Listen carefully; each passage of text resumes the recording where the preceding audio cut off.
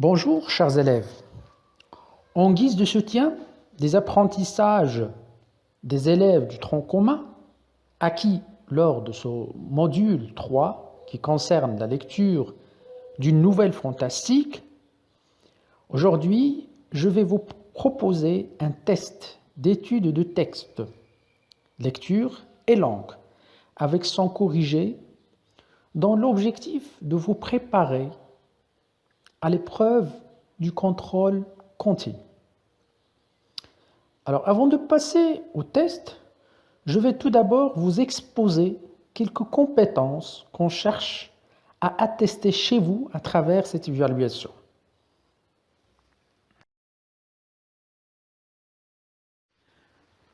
Alors, conception de l'épreuve. Cette épreuve ne vise pas seulement d'évaluer vos capacités de dégager ou de sélectionner des éléments pertinents, mais aussi à inférer et à réagir à un texte. Au fin de l'évaluation, 3 capacités sont retenues. Tout d'abord, contextualiser. Cette capacité consiste à identifier les informations à partir du support donné concernant l'œuvre, c'est-à-dire le titre de l'œuvre, le nom de l'auteur, le genre littéraire, l'édition, la date de parution, ou de situer ce passage dans l'œuvre ou dans son contexte historique ou culturel. 2 questions seront consacrées à cette étape.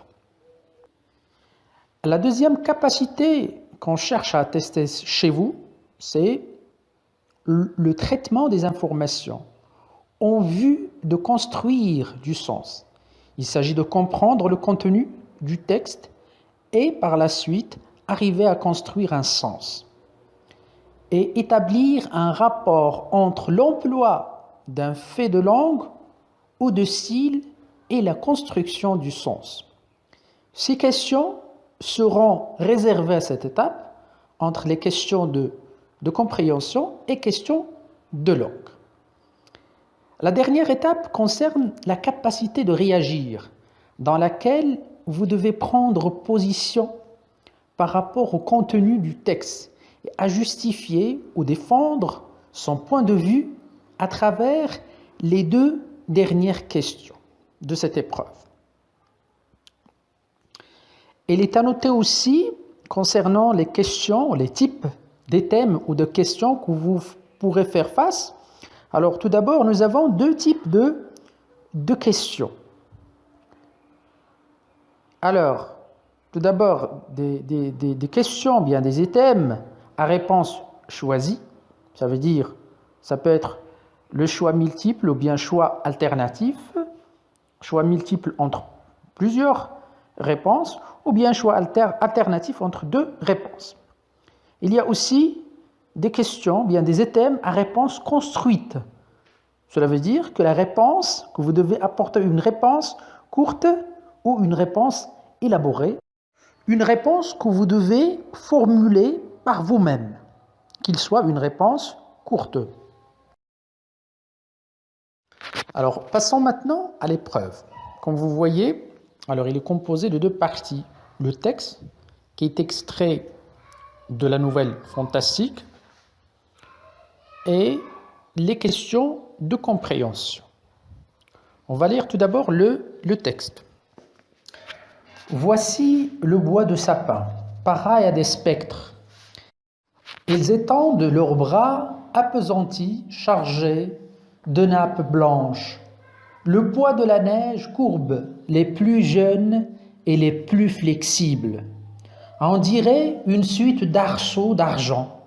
La noire terreur habite dans cette forêt, où les rochers affectent des formes monstrueuses, où chaque arbre avec ses racines semble couver à ses pieds un nid de dragon engourdi. Mais Oluf ne connaît pas la terreur. Le chemin se resserre de plus en plus, les sapins croisent inextricablement leurs branches lamentables. À peine de rares éclaircies Permet-elle de voir la chaîne de collines neigeuses qui se détache en blanche ondulation sur le ciel noir et terne? Heureusement, Mops est un vigoureux coursier qui porterait son plié Odin le gigantesque. Nul obstacle ne l'arrête. Il saute par-dessus les rochers, il enjambe les fondrières et de temps en temps, il arrache aux cailloux que son sabot heurte sous la neige, une aigrette d'étincelles aussitôt éteinte. Allons, Mops, courage, tu n'as plus à traverser que la petite plaine et le bois de Boulou. Une jolie main caressera ton cou satiné, et dans une écurie bien chaude, tu mangeras de l'orge, mondée et de l'avoine à pleine mesure. Quel charmant spectacle que le bois de Boulou! Toutes les branches sont ouatées d'une peluche de givre. Les plus petites brindilles se dessinent en blanc sur l'obscurité de l'atmosphère. On dirait une immense corbeille de filigrane, un madrépore d'argent, une grotte avec tous ses stalactites, les ramifications et les fleurs bizarres dont la gelée tame les vitres, n'offrent pas des dessins plus compliqués, plus variés.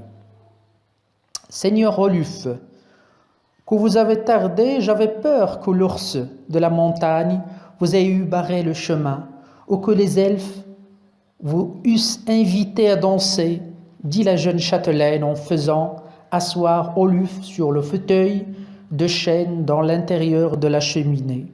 Mais pourquoi êtes-vous venu au rendez-vous d'amour avec un compagnon? Aviez-vous donc peur de passer tout seul par la forêt? De quel compagnon voulez-vous parler, fleur de mon âme? Dit Oluf, très surpris à la jeune châtelaine.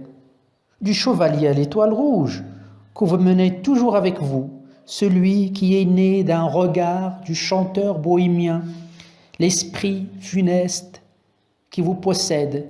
Défaites-vous du chevalier à l'étoile rouge, ou je n'écouterai jamais vos propos d'amour.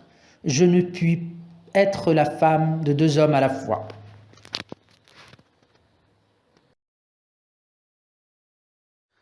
Alors, avant de passer aux questions de compréhension et de langue, vous devez tout d'abord lire plusieurs fois le texte afin de s'assurer de la compréhension de ce texte. Alors maintenant, on passe aux questions. Alors, première question vous demande de compléter le tableau suivant. Comme vous le savez, les deux premières questions, ce sont des questions de contextualisation. Alors, la première question vous demande d'identifier le texte,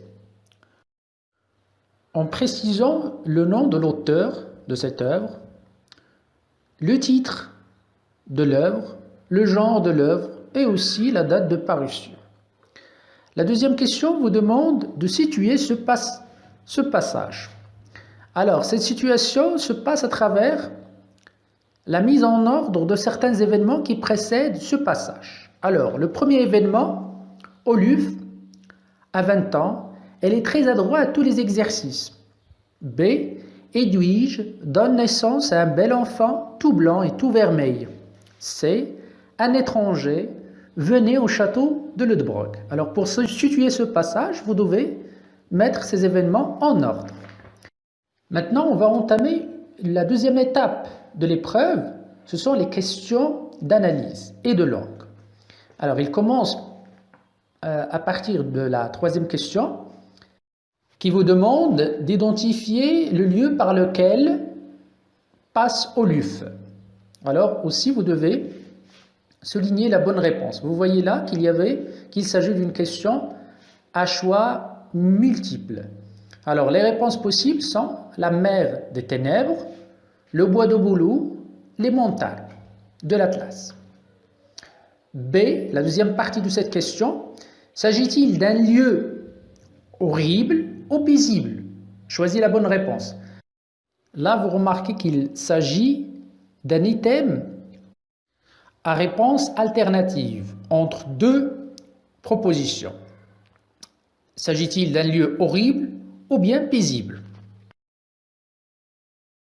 Toujours avec les questions d'analyse et de langue, la quatrième question est une question de langue qui vous demande de relever du premier paragraphe 4 termes de champ lexical de la peur. La cinquième question vous demande de dire vers quel lieu se dirige Oluf. Sixième question, quelle relation entretient Oluf avec Brenda? Relevez dans le texte ce qui justifie votre réponse. Alors, comme vous remarquez, c'est une question à réponse construite. Cela veut dire que vous devez par vous-même donner une réponse. La septième question est une question aussi à réponse construite, alors qui vous demande de dire est-ce que Brenda accepte d'écouter les propos d'Oluf et pourquoi. La huitième question, c'est une question de langue qui vous demande de compléter un tableau en associant les énoncés avec les procédés de la caractérisation. Alors, les énoncés que vous avez, la chaîne de collines neigeuses qui se détache en blanche ondulation, la noire terreur habite dans cette forêt, les sapins croisent inextricablement leurs branches. Vous remarquez qu'on a souligné dans le premier énoncé la proposition qui se détache en blanche ondulation. Dans le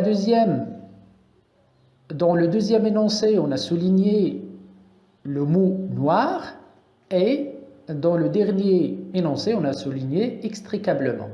Ça veut dire que vous devez identifier ces procédés de caractérisation qui sont soulignés. S'agit-il d'un adjectif épithète ou bien d'un adverbe de manière ou bien d'une subordonnée relative? Là aussi, vous avez une question à réponse choisie à travers 3 propositions.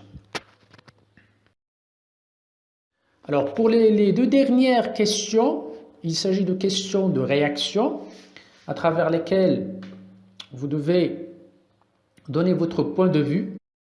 Alors, à la 9e question, on vous informe que Brenda demande à Oluf de se défaire de son compagnon avant d'écouter ses propos d'amour.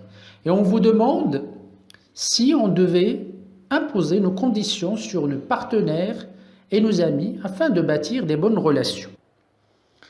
Alors là, vous devez répondre par oui ou non et vous devez aussi justifier en donnant des arguments pour justifier votre point de vue.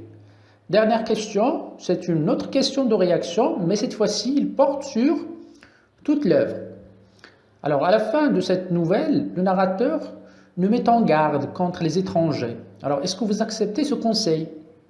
Et vous devez aussi justifier votre réponse. Alors, la réponse soit par oui, j'accepte la réponse, ou bien non, et vous devez donner des arguments qui justifient votre choix. Alors, je vous souhaite maintenant bonne chance et je vous accorde 1 heure, la durée de cette épreuve, pour le résoudre et on se rencontrera dans la correction. Bonne chance. Alors, pour corriger cette épreuve, on l'a divisée en 3 parties. La partie de contextualisation, la partie d'analyse et la partie de réaction. Alors, prenons tout d'abord la première partie, la partie de contextualisation. Alors, pour le tableau, l'auteur de l'œuvre, c'est, comme vous le savez, Théophile Gautier. Le titre de l'œuvre, c'est Le Chevalier double. Le genre de l'œuvre est une nouvelle fantastique. Pour sa date de parution, c'est en juillet 1840. Pour la question de la situation du passage, alors l'ordre des événements est comme suit. Un étranger vient au château de Ledbrog. Edwige donne naissance à un bel enfant tout blanc et tout vermeil. Et le dernier événement, c'est Oluf a 20 ans elle est très adroite à tous les exercices.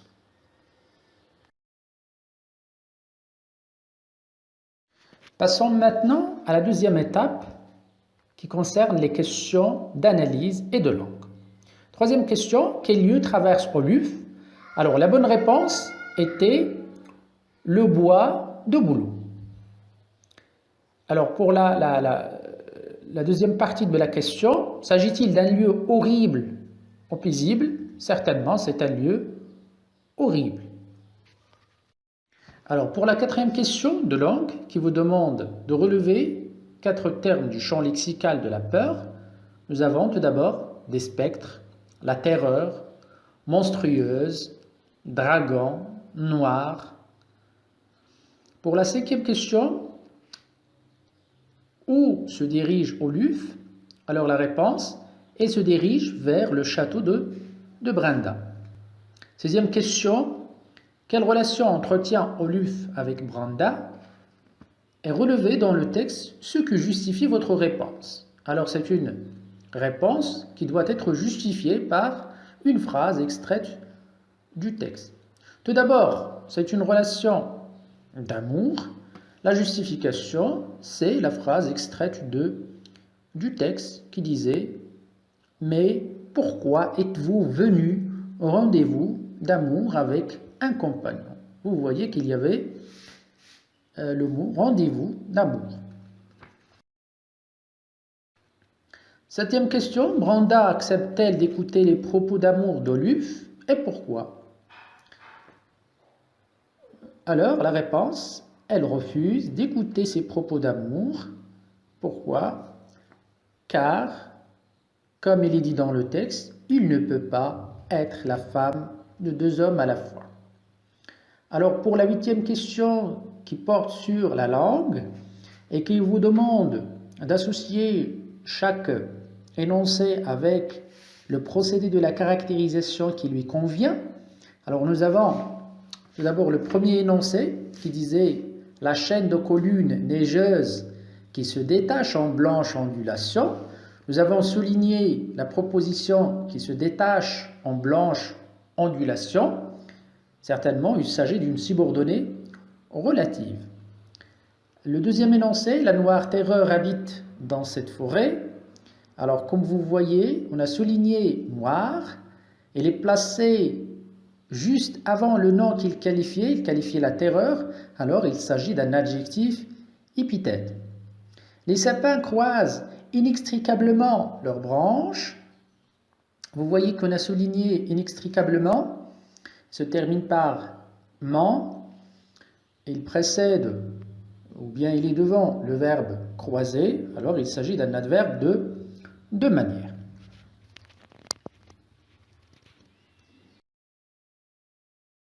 Pour les 2 dernières questions de réaction, alors vous êtes libre de répondre par oui ou non et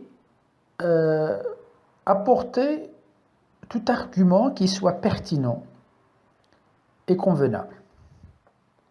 Alors pour la 9e question, il disait que Brenda demande à Oluf de se défaire de son compagnon avant d'écouter ses propos d'amour. Alors est-ce que vous pensez qu'on devait imposer nos conditions sur nos partenaires, nos amis, afin de bâtir des bonnes relations? Alors vous pouvez dire oui. Alors à titre d'exemple, vous pouvez citer l'argument suivant. Certes, imposer nos conditions nous permet de bâtir des relations durables et solides, car il constitue une référence en cas de conflit. Ou bien non, car les bonnes relations doivent être basées sur la compréhension, le pardon et le respect mutuel. La même chose pour la 10e question. Alors, on peut admettre toute réponse qui soit justifiée. La question, tout d'abord, disait qu'à la fin de cette nouvelle, le narrateur nous met en garde contre les étrangers. Alors, est-ce que vous acceptez ce conseil? Et vous devez justifier votre réponse. Alors, à titre d'exemple, on peut dire « Oui, j'accepte le conseil du narrateur. Comme argument, je peux dire « Les personnes méconnues peuvent ne porter mal, parfois, car ils peuvent être des criminels qui cachent leur vérité. Ou bien on peut dire aussi non, je n'accepte pas le conseil du narrateur, car il ne faut pas juger les personnes selon leur apparence, leurs origines ou leur couleur. C'est ainsi que se termine notre évaluation. Je vous souhaite bonne chance dans les évaluations et les épreuves que vous allez passer par l'avenir.